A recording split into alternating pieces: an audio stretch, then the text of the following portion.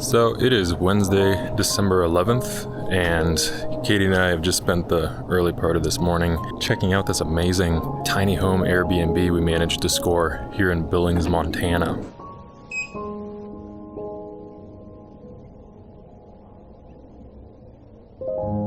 We arrived late last night, around midnight. Flights were easy, nice and quiet, beautiful views. Sun greeted us this morning over the hill. It's just magnificent.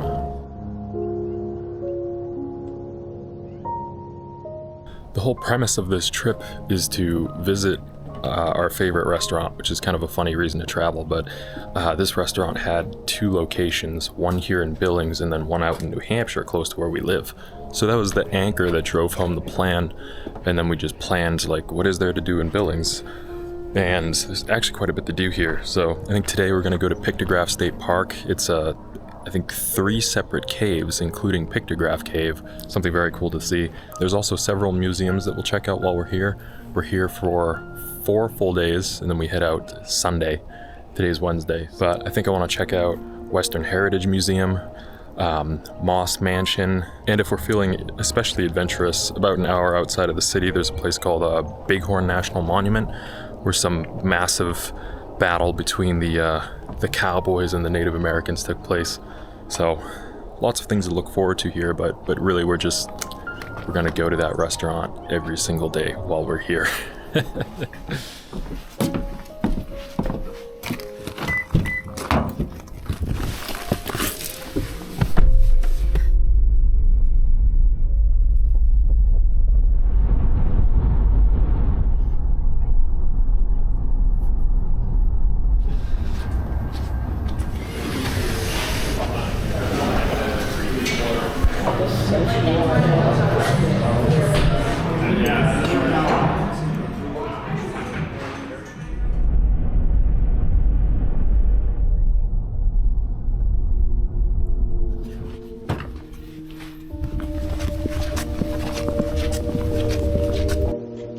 Pictograph State Park was designated a National Historic Landmark in 1964.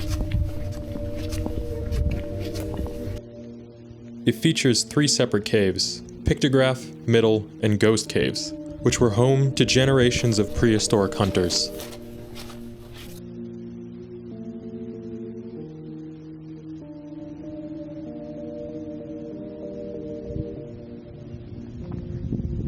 The park features a 3/4 mile loop trail that allows visitors to wander through the area and view the rock paintings, known as pictographs, that are still visible in Pictograph Cave.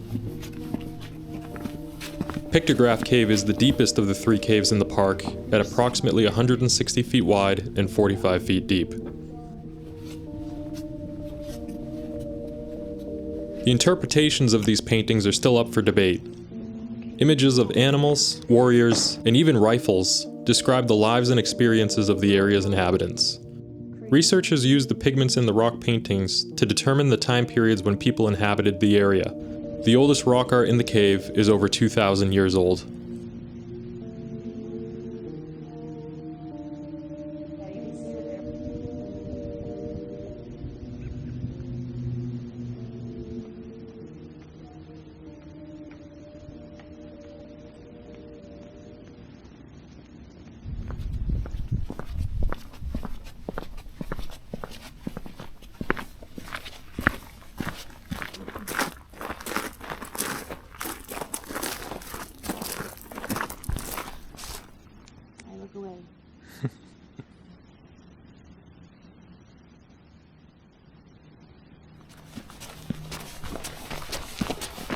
We take the loop counterclockwise, which brings us first to Pictograph Cave, and then to Middle and Ghost Caves.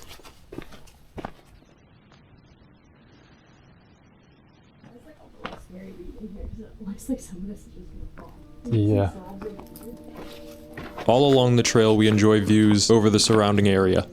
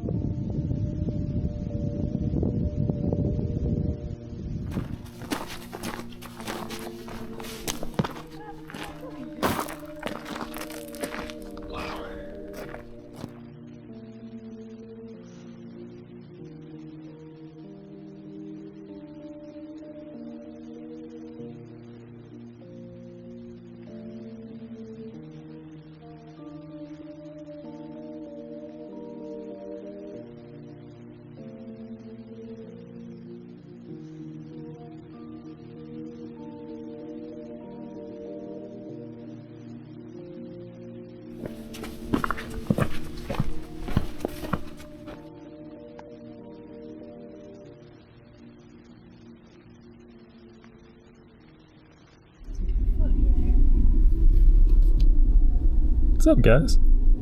It's just jumping the fence. Did it just jump? Yeah. I'm watching this like, what the fuck? There he goes. Oh! That's so funny. Wow. It's so graceful.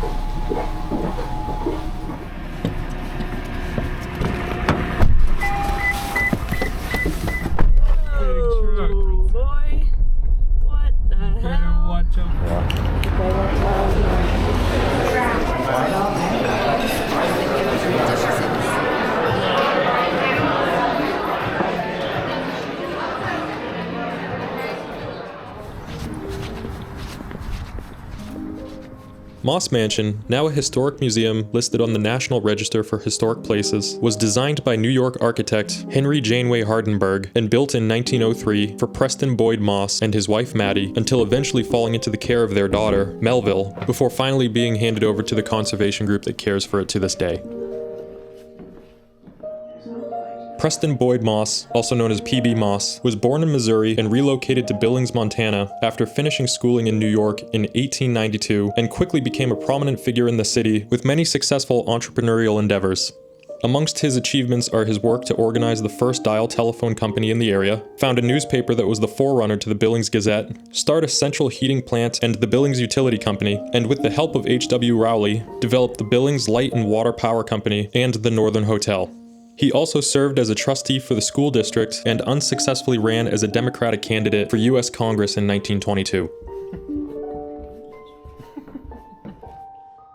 Martha Moss, known as Maddie, was an artist and mother of 6 children. She was born in 1863 in Missouri and traveled the Oregon Trail with her family at just 1 year of age. She married P.B. Moss in June of 1889 and came with him to Billings in 1892 with 2 of their eventual 6 children.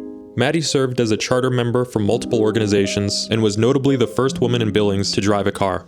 Many of her oil paintings and painted china are still on display in the mansion.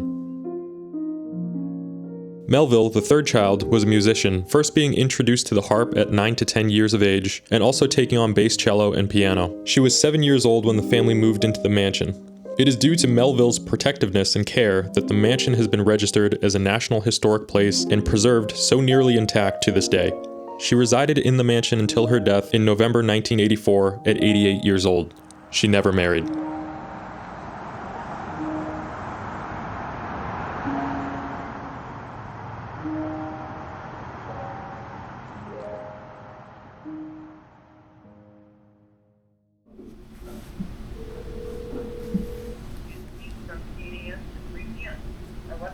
They didn't pick up.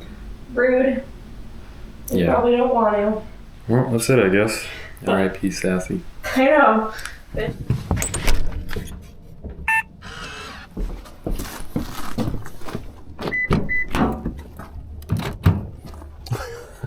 You're just too soon.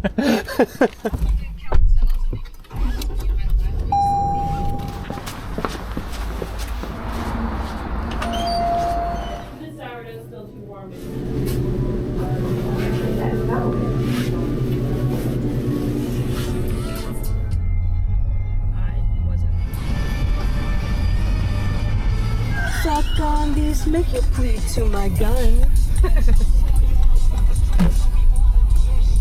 Even hip-hop fans, man, fuck out of here. Let these kids do what they do. Cutting the audio from this one.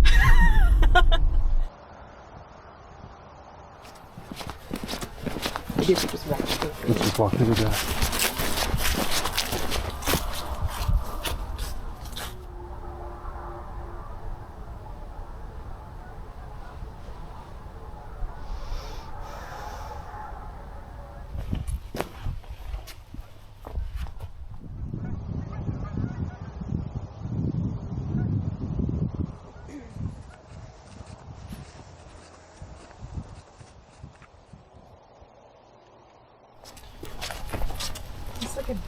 giant fire pit? Oh no, it's got like a drain.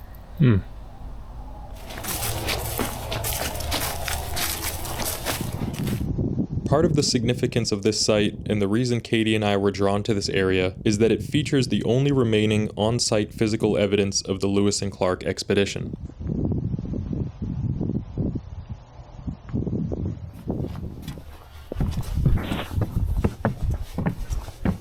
Serviceberry. Edible fruit was a very important food item to the Crow tribe. Cool. On Friday, July 25th, 1806, Clark wrote in his journal, quote, "This rock, which I shall call Pompey's Tower, is 200 feet high and 400 paces in circumference. The natives have engraved on the face of this rock the figures of animals, near which I marked my name and the day of the month and year," unquote.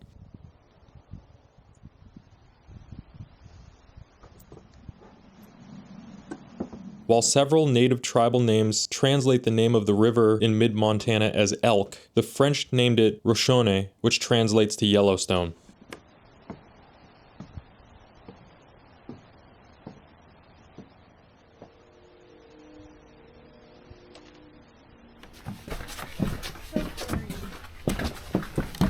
Whoa.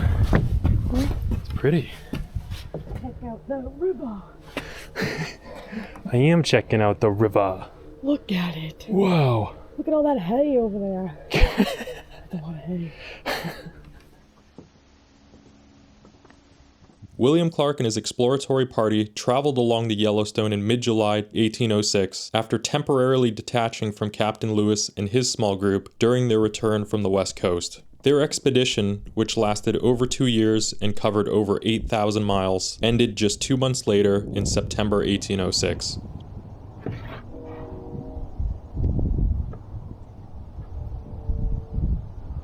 The Pillar was used for centuries as a favored campsite by Crows and other native peoples as they traveled through the area for hunting, trading, war, or other expeditions. Ethnographic and archaeological evidence also suggests that the Pillar additionally served as a place of ritual and religious activity.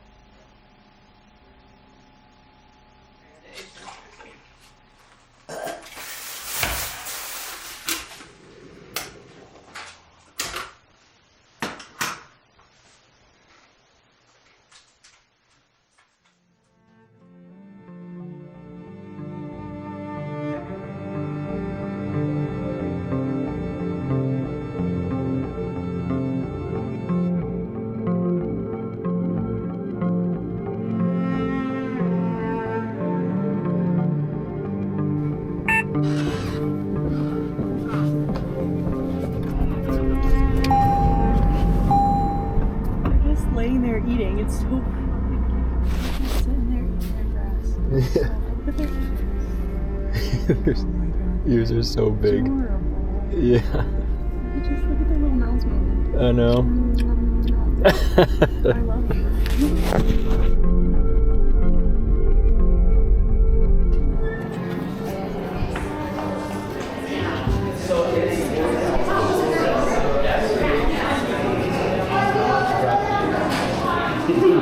I got drinks. Drinks.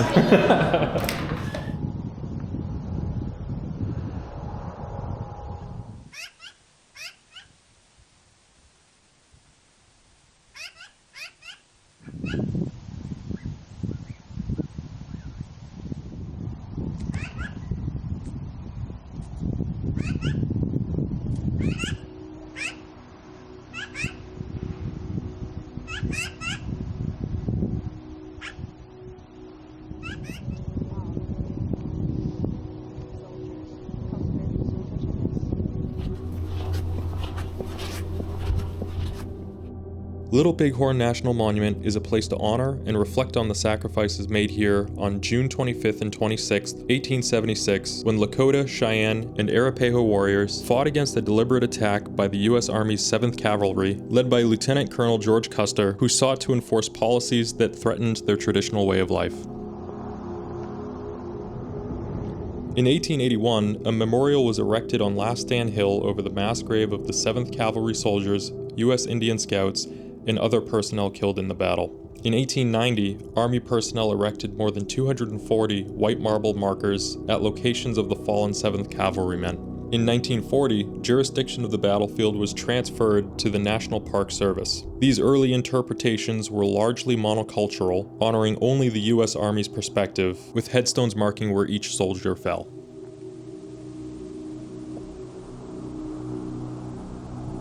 In 1991, the U.S. Congress changed the name of the battlefields and ordered the construction of an Indian memorial. In 1996, the National Park Service, guided by the Little Bighorn Battlefield National Monument Advisory Committee, and made up of members from the Indian nations involved in the battle, historians, artists, and landscape architects, conducted a national design competition. In 1997, a winning design was selected. The Indian Memorial commemorates the sacrifice of the Arikara, Crow, Arapaho, Cheyenne, and Lakota Sioux tribes in the Battle of the Little Bighorn as they fought to protect their values and traditional way of life. The theme of the memorial, Peace Through Unity, carries the commemoration further by acknowledging the need for cooperation both among the Indian tribes and between tribal governments and the federal government. The relevancy and significance is further highlighted when one considers it is the only memorial to the Native American experience mandated by Congress and constructed with federal funds. Unlike Custer's command, the fallen Lakota and Cheyenne warriors were removed by their families and laid to rest in the Native American tradition in teepees or tree scaffolds nearby in the Little Bighorn Valley. The story of the battle from the Native American perspective was largely told through oral tradition.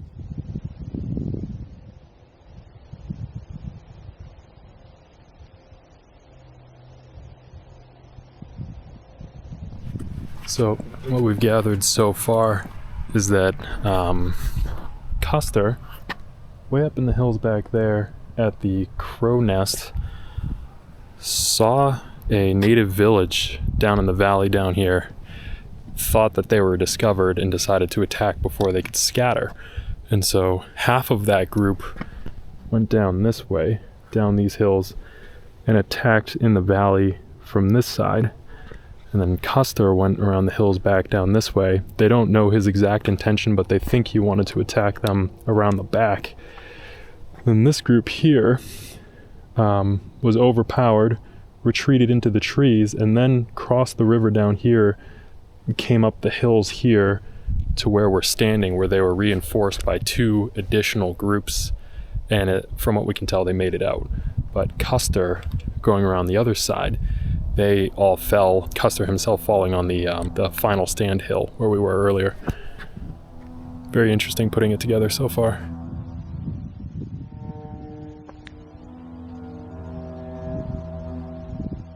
As part of a series of censorship actions at several National Park Service sites, in February 2026, the Trump administration removed signage that described the background of the Battle of Little Bighorn and Native American boarding schools.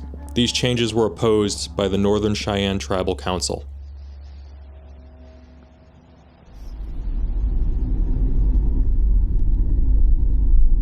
I know you think that it's all in my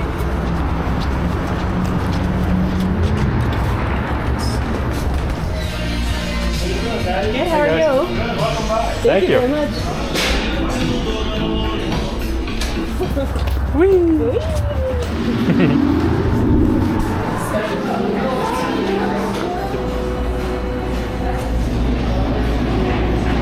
We got drinkies.